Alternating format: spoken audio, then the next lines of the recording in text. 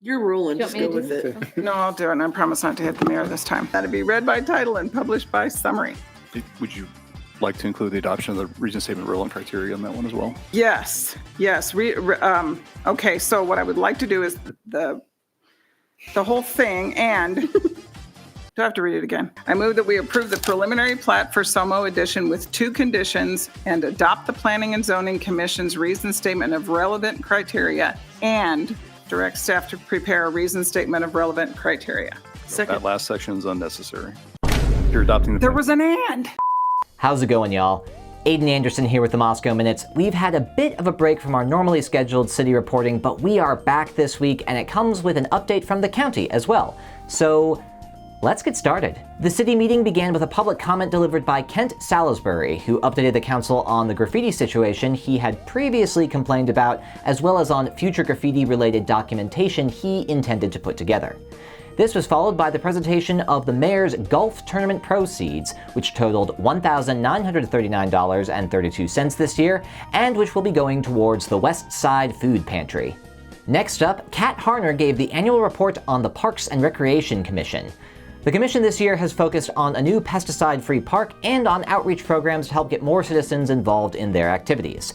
They look forward to the possibility of getting new pickleball courts for Mountain View Park, and they are looking for sponsorships to help with funding in that regard. Action item number 1 for this meeting: the final plat and planned unit development, or PUD, for the Wild Rose Court subdivision. Previously this year, the council approved a bunch of stuff on this 2.5-acre property, including an annexation, a comp plan use designation, a zoning change, and a preliminary plat and PUD. This was the final piece of paperwork for this process, and included with it were some examples of the planned units for the property and a recommendation to approve from Planning and Zoning. The council in turn unanimously approved this item, with Councillor Bryce Blankenship in particular explaining his reasoning for changing his position, as he had been previously opposed to it. For action item number 2, just think of action item number 1, but a few steps back in the process. 2GM LLC had applied for an annexation, a comp plan use designation, a zoning change, and a preliminary plat and PUD on what they called the Somo property. This is a 51-acre property across the highway from the SCL building in Moscow. The applicant intends for a business park to be constructed there, and as such applied for the property to be annexed into the city of Moscow, a designation of auto-urban commercial, a zoning change to motor business as opposed to a mix of motor business and ag forest zoning, and a preliminary plat and PUD for possible lots. All of this required a public hearing, and this hearing received only one person's testimony. David Hall spoke up in concern of the failing aquifer in relation to city expansion and infrastructure projects. When it came time for council deliberations, questions were addressed about remaining industrial zoning and floodplain grading for pieces of the property. At the end of all this, each piece of the item was voted on individually, but as a whole, the actions were approved unanimously by the Moscow City Council. If you thought that the construction south of Moscow was going to get better soon, think again. Some context for this final item. Earlier in the year, the city entered into a memorandum of understanding with the Moscow School District to look over a property on West Palouse River Drive that might serve as the location of a future school along with playfields. At this city meeting, Bill Belknap explained that the district has selected Lombard Conrad Architects to conduct a planning study on the property to determine the feasibility of putting a school there. Now that the school district had approved this group, the city needed to approve them as well, and approve them they did. Let's pivot over to the county.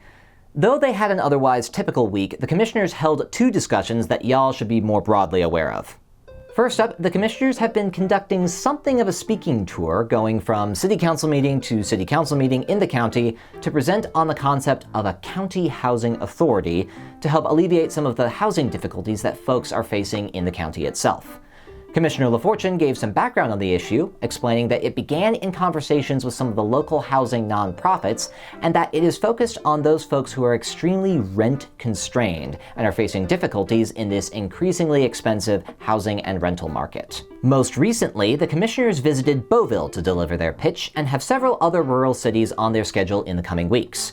The city of Beauville asked to table the discussion in order for them to get more information on the concept before consenting to anything going forward. Commissioner Lamar expressed hope that the legal metrics for justifying the creation of a housing authority had been successfully gathered and articulated, and mentioned that it would be a joint effort between the cities and the county to get members appointed to a housing authority board.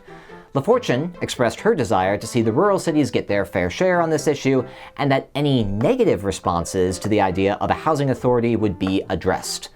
The commissioners then spent some moments divvying up the remaining rural cities amongst themselves for speaking engagements. Now for the second discussion. The second discussion the commissioners had was in regards to the future of the Latah County Jail.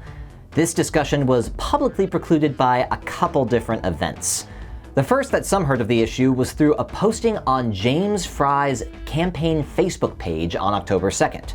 James Fry is, of course, a candidate for Latah County Sheriff and is the former Moscow City Police Chief. Fry's post alluded to rumors he'd heard from a variety of law enforcement officers about the possibility of the county jail closing, questioning the transparency of the conversation and lack of communication under incumbent Sheriff Richie Skiles' leadership. The next day, Chris Middleton, another candidate for sheriff, made his own post about the jail situation, and the county also sent out a press release announcing a public discussion to be held on the matter the following week. Now, obviously, there's no way you could say that Fry's Facebook post provoked a response from the county. That discussion could have already been scheduled for that time. But you can't deny coincidental timing, nor can you deny concerns about abrupt announcements regarding law enforcement infrastructure, especially with the sheriff election and Kohberger trial looming large in people's minds. At any rate, a discussion was held in the county commissioner chambers with a live stream link provided for folks who could not be there in person. Sheriff Skiles and his deputy framed the conversation. The county jail is 51 years old and is failing in several areas, particularly when it comes to fire egress in the cells themselves. The building has to be in compliance with Idaho state code standards regarding jails in order for it to stay open. The costs for making the repairs necessary to keep the jail in good standing are significant. Just replacing the doors will be hundreds of thousands of dollars, and additional storage is also needed to help address fire safety concerns. The sheriff's office explained that Latah County is not alone in this situation. Other counties across the state are looking at the same question regarding their jail, which is, are all these repairs even worth it? Is it better to just close the jail for now? Commissioner Lamar commented that it seems that a number of insufficiencies are coming together at about the same time, and Commissioner LaFortune agreed on the need for contingency plans in a what-if situation. What makes this issue difficult is that while the sheriff is responsible for keeping and maintaining the jail as per Idaho statute, it's actually the commissioner's job to fund it. Given the county's current financial situation, it's difficult to say that such funding is feasible at the moment. To get more funding outside the county, state law would have to be changed, and while this option is on the table, it will take time to get implemented.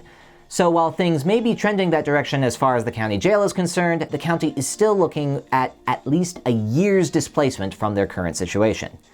If that's the case, the commissioners and the sheriff's office agreed that some options need to be laid out and some plans need to be formulated in order for the county to come up with a quick solution. It's not clear from the available details how long the county has been sitting on this discussion about the jail. If this is all coming out as expected, that's one thing. It's another thing, though, if they were expecting this situation to remain invisible. That being said, is the jail going to close? At this point, it's still unclear, but if the situation is as urgent as it sounds, I'd imagine the county will be looking to develop and implement a plan to attack the situation soon.